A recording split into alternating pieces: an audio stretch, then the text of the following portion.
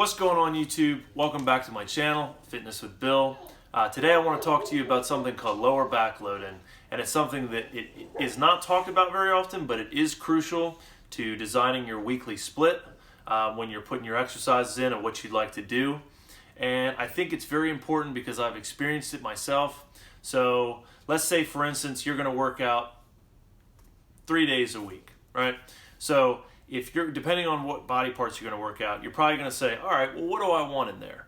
Well, deadlifts are really good. I'm going to do deadlifts because they're like a total body workout pretty much, right? So then you think, all right, well, I got to put squats in there because I really want to hit my legs. So I got the back with the deadlift. I'm going to do squats for my legs.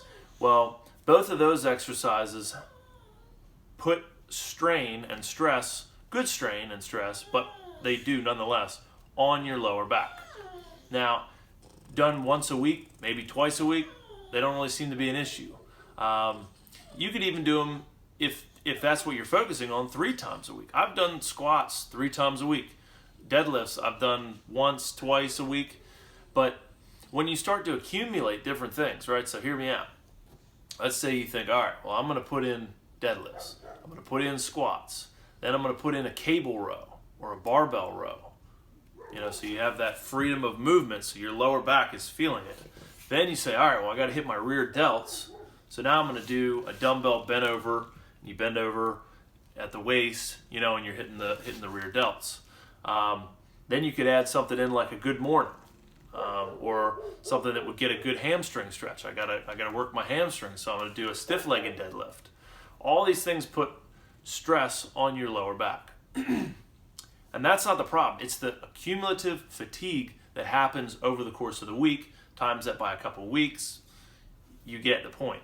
So, and I've had it before where I was just bending over to tie my shoe, and I felt something pull, and I was like, ah, geez. So, if your goal is to lift a lot of weight, or if your goal is to get a lot of sets, a lot of reps to get your volume up, so that way you can really build the muscle, then you're limiting yourself if you have that lower back fatigue, because it sucks. I mean, if you've ever felt it, it's hard to bend over and do those movements because you're always having to keep that. So you're basically just overusing the muscle, right?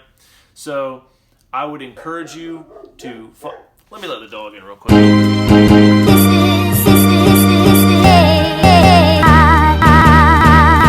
right, I'm back. I promise that I don't do this on purpose.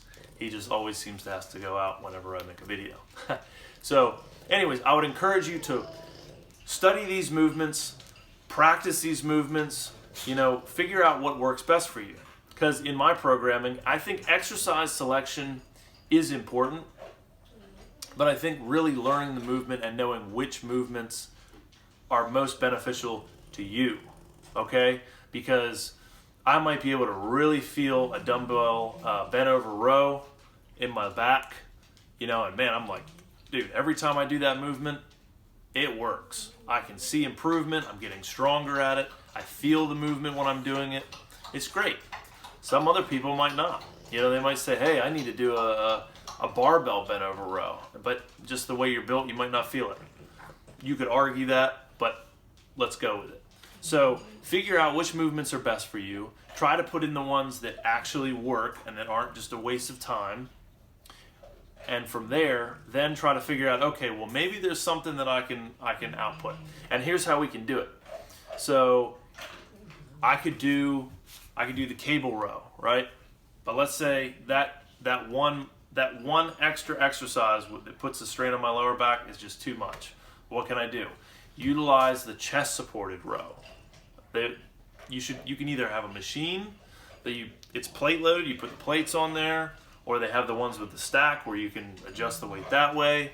And if you don't have that, just use an incline bench and just put your chest on it and use dumbbells or a barbell, whatever. And then having your chest supported like that takes the strain off your lower back. It's not an issue. It's still progressive overload. You can still do those movements and get your lower back stronger. The goal is not to eliminate your lower back, because then you're just going to end up weak. But what you want to do is you want to build up so that way you can gain strength. But what we don't want to have is you take all the most hardcore exercises within your first couple weeks, your first month of training, and you think, I'm really going to hit it out of the park. I'm going to do all the, I'm just going to blow this thing out of the water. And then you end up with your back is like, man, my back is real stiff and I don't really feel like going today, because then you're not progressing. And the whole goal is to progress and to get better. So I would encourage you next time, take a look at your split, see what you've got in there, see how you feel, and just play around with it.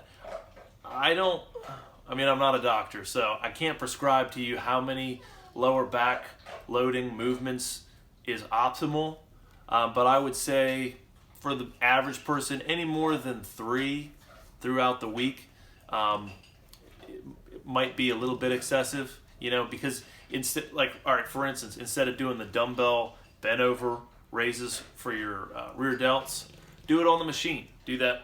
It's the pec deck, and you sit on it backwards, and you can do that. Takes the strain off your lower back. Anywhere that I can do that, and I'm not sacrificing a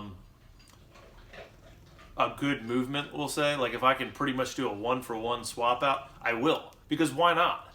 I mean, if I can take the stress off my lower back in something like that, the rear laterals, and I could put that energy towards, say, a bent over row or a deadlift or a stiff-legged deadlift for my hamstrings, I'm gonna do it, because it's more beneficial. I'm getting more out of the deadlift than I'm getting out of a bent over, rear delt raise. I mean, come on, because that's an auxiliary muscle anyways. If you're doing your rows, you're gonna hit it. Now, some would argue that if you're really trying to split hairs, you should do it, but why sacrifice it? I'm not competing. Chances are you probably aren't either. So for overall health and longevity, get him, Pepper. So for overall longevity, I would go with that. Come on. We got to finish this video, Pep. The viewers are watching right now. She doesn't care. Here, get down there. You get him. So, yeah. Anyways, I'm going to wrap it up there, guys. Thanks for tuning in. Please be sure to like, subscribe. I promise I'm going to keep making more videos. I know I say it every time, but I love making this content. I love coming up with new ideas and new topics that people aren't familiar with or would maybe like a little more info. So, yeah, stay tuned, guys. Catch you next time. Peace.